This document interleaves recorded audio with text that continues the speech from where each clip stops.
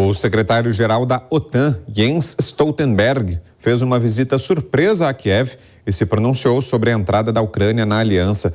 Nosso correspondente na Europa, Luca Bassani, tem os detalhes. Pela primeira vez desde o início da guerra da Ucrânia, o secretário-geral da OTAN, Jens Stoltenberg, visitou a Ucrânia, visitou a capital Kiev, se encontrando com o presidente Zelensky e outras figuras importantes do Estado ucraniano. Stoltenberg disse que a Ucrânia tem por direito um lugar na Aliança Euroatlântica e, portanto, também um lugar na Aliança Militar Ocidental, OTAN. Nós vemos que o fato da Ucrânia ter se aproximado da OTAN no passado e na atualidade foi inclusive um dos motivos para que os russos invadissem a Ucrânia e também intensificassem seus ataques em alguns momentos desses quase 14 meses.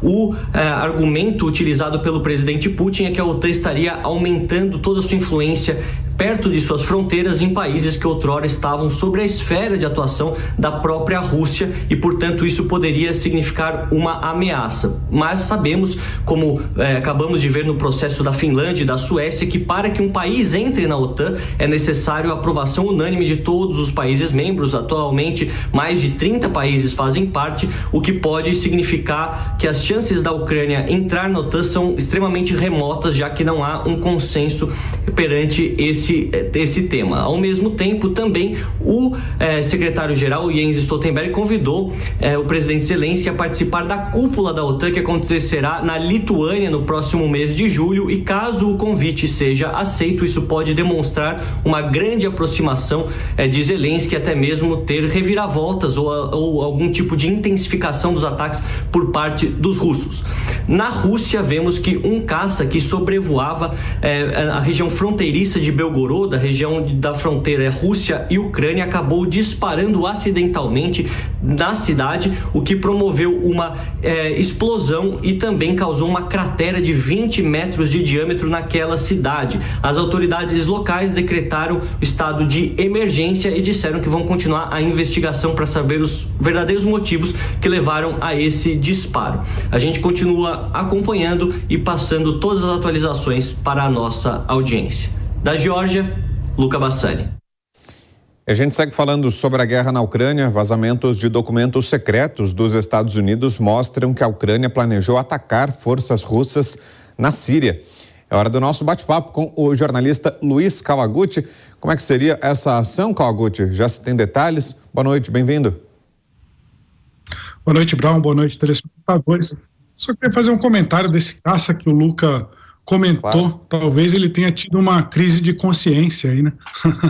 Enfim, mas a questão da Síria é a seguinte: aqueles vazamentos que foram vazados, aqueles documentos secretos dos Estados Unidos que foram vazados, um deles foi encontrado pelo jornal Washington Post e eles descobriram que havia um plano secreto da Ucrânia para atacar forças russas dentro da Síria. Exatamente, seria uma possibilidade de espalhar essa guerra aí também pela Síria. Por quê? Porque desde 2015 a Rússia mantém forças lá na Síria. Eles estão apoiando o regime do presidente sírio Bashar al-Assad.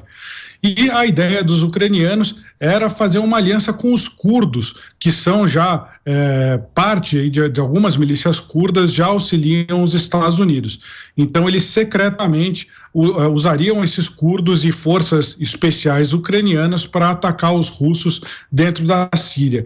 Isso faria com que a Rússia tivesse que mandar mais tropas para a Síria e essas tropas ficariam impossibilitadas de atuar na Ucrânia. Só que tinha uma série de problemas em relação a isso. Uma delas é que, por exemplo, os curdos, eles são inimigos dos turcos, e os turcos estão ali, estão tendo um papel muito grande, tiveram um papel aí de ajudar a fazer o acordo para liberar o corredor de grãos da Ucrânia pelo Mar Negro. Então a Ucrânia ficou com um pouco de medo também de se indispor contra os curdos e contra os turcos, perdão, que são inimigos dos curdos. Era uma salada ali geopolítica. No final, o presidente Zelensky decidiu que era melhor não fazer essa jogada, que seria muito arriscada. Até porque o principal fio de o principal ponto de equilíbrio na guerra da Ucrânia é a ajuda que o Ocidente dá para os ucranianos.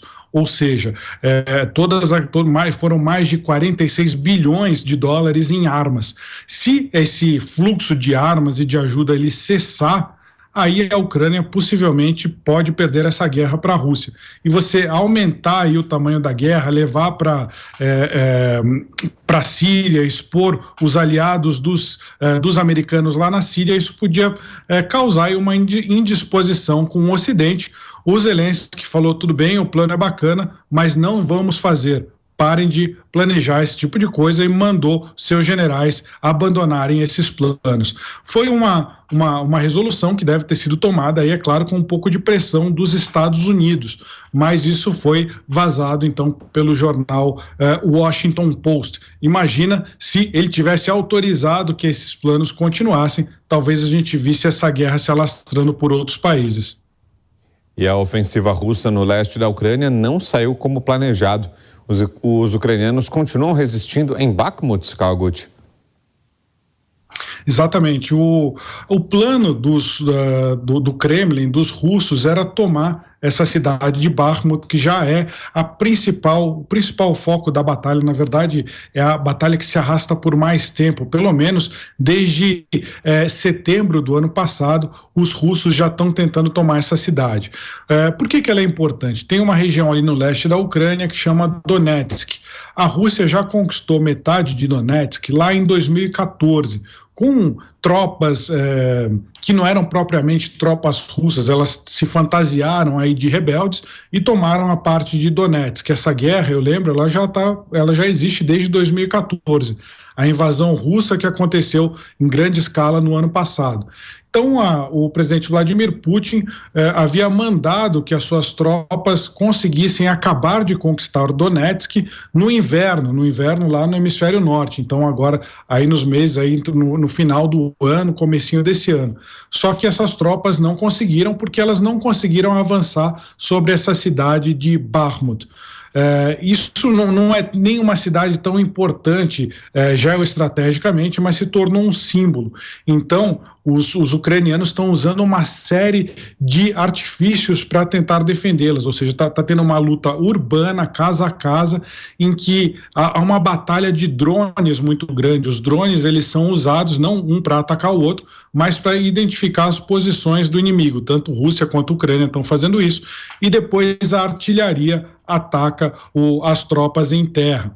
E o que aconteceu é que a Rússia já queria ter tomado isso já no final do ano passado, não está conseguindo, e esse aí é o maior esforço de guerra da Ucrânia até agora. Perguntados, as autoridades ucranianas falaram, não, a cidade já está em ruínas, mas quanto mais tempo a gente conseguir resistir aqui, mais tempo vai levar para a Rússia atacar outras cidades nossas. Então, eles estão fazendo um esforço supremo para manter essa cidade de Bakhmut.